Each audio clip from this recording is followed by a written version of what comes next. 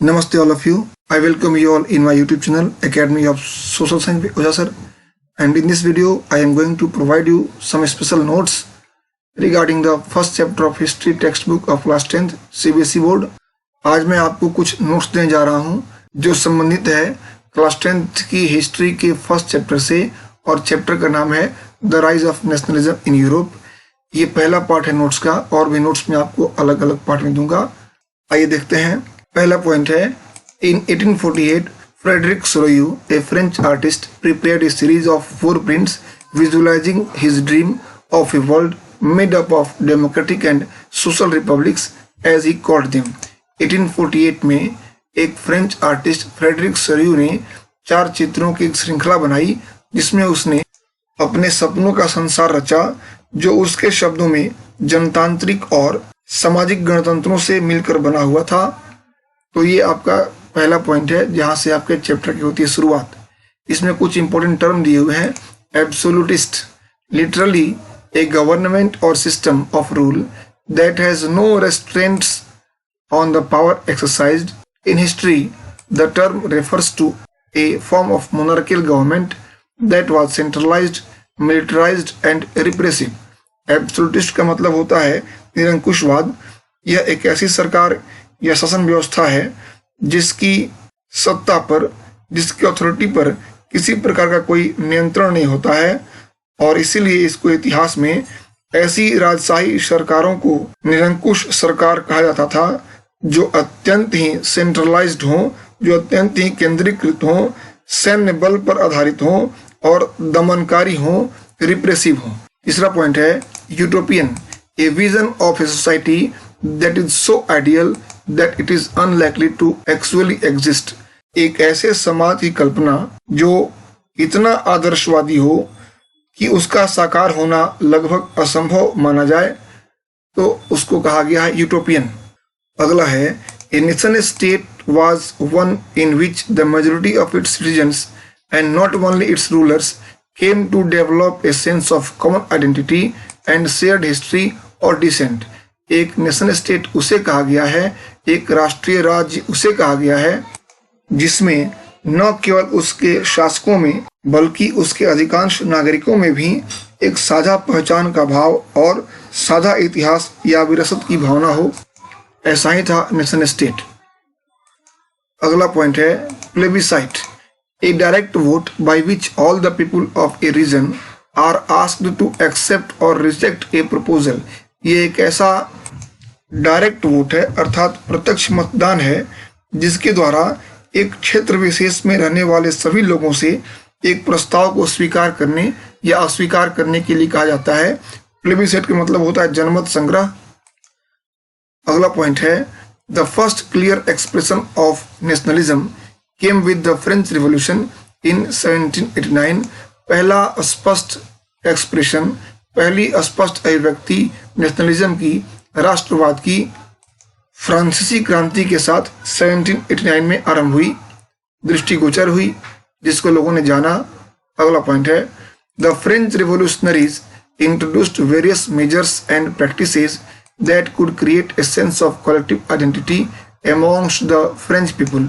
France के क्रांतिकारियों ने कई तरह के कदम उठाए ताकि लोगों में एक सामूहिक पहचान की भावना को उत्पन्न किया जा सके, और इसके लिए कौन कौन से काम किए गए आइए देखते हैं।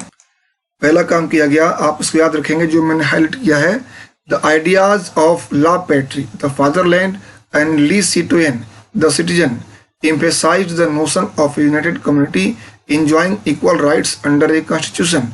आप इसमें की वर्ड्स याद रखेंगे, ला पैट्री एंड ली सिटोयन।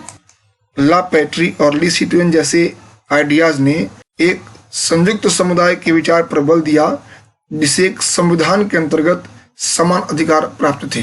दूसरा है, a new French flag the tricolour was chosen to replace the former royal standard. और प्राचीन या पुराने शाही झंडे के स्थान पर एक नया फ्रेंच फ्लैग एडॉप्ट किया गया, चूज किया गया, जिसका नाम था ट्राई कलर या तिरंगा। अगला पॉइंट जो ग्रीन में है, the states general was elected by the body of active citizens and renamed the national assembly. और जो स्टेट जनरल थी उसका चुनाव सक्रिय नागरिकों के समूह द्वारा किया जाने लगा और उसका नाम बदलकर नेशनल असेंबली कर दिया गया। नेक्स्ट पॉइंट क्या, उसने कौन से काम किए, कौन से स्टेप लिए?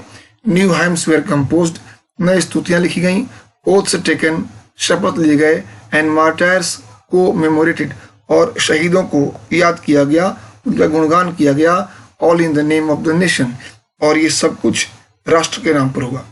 अगला पॉइंट दिया है कि a centralised administrative system was put in place and it formulated uniform laws for all citizens within its territory, और एक केंद्रीकृत शासन व्यवस्था की स्थापना की गई जिसने अपने भूभाग में रहने वाले सभी नागरिकों के लिए समान तरह के कानून बनाए।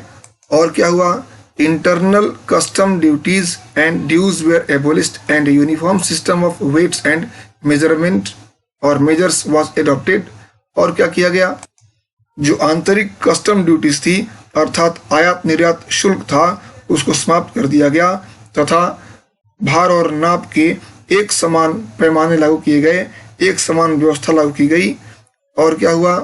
Regional dialects were discouraged and French, और जो क्षेत्रीय बोलियां थीं उनको हतोत्साहित किया गया, उनको फैलने से रोका गया, उनके विकास को रोकने की कोशिश की गई।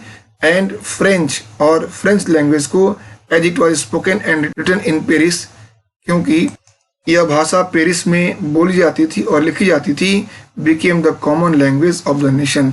और फ्रेंच चूंकि पेरिस में बोली जाती थी और लिखी जाती थी, इसलिए फ्रेंच फ्रांस की सामान्य भाषा बन गई। अगला पॉइंट है students and other members of educated middle classes begin setting up Jacobin clubs, और जो विद्यार्थी थे और पढ़े लिखे वर्ग के जो लोग थे, उन लोगों ने, जो मध्यम वर्ग के पढ़े लिखे लोग थे, इन सभी लोगों ने मिलकर के जैकोबिन क्लब की स्थापना करनी शुरू कर दी। अगला पॉइंट है the civil code of 1804 usually known as the Napoleonic code, जो नागरिक संहिता 1804 की, जिसे हम नेपोलियनिक कोड भी कहते हैं, did away with all privileges based on birth, और इसने क्या किया? जितने भी जन्म पे आधारित विशेषाधिकार थे सबको इसने समाप्त कर दिया। स्टैब्लिश्ड इक्वलिटी, और इक्वलिटी को स्टैब्लिश किया बिफोर द लॉ, कानून के समक्ष सबको समान माना इसने। And secured the right to property, और संपत्ति के अधिकार की रक्षा की। अगला पॉइंट है in the Dutch republic, in Switzerland, in Italy and Germany Napoleon simplified administrative divisions, Napoleon ने एडमिनिस्ट्रेटिव डिवीजन को सिंप्लीफाई किया, सामान्य किया। एबोलिश द फ्यूडल सिस्टम, और फ्यूडल सिस्टम को समाप्त किया, सामंती प्रथा को समाप्त किया। And freed peasants from serfdom, अर्थात किसानों को भू दासत्व से मुक्त करा दिया गया। और क्या किया गया? एंड मैन्यूरियल ड्यूज, और जो उनके ऊपर जागीरदारी शुल्क थे उनसे उनको मुक्ति दिलाई गई। इन द टाउन्स टू, शहरों में भी गिल्ड रिस्ट्रिक्शंस वे रिमूव्ड, जो श्रेणी संघों पर अर्थात व्यापारियों के समुदायों पर जो रेस्ट्रिक्शंस थे, प्रतिबंध थे, उनको समाप्त कर दिया गया।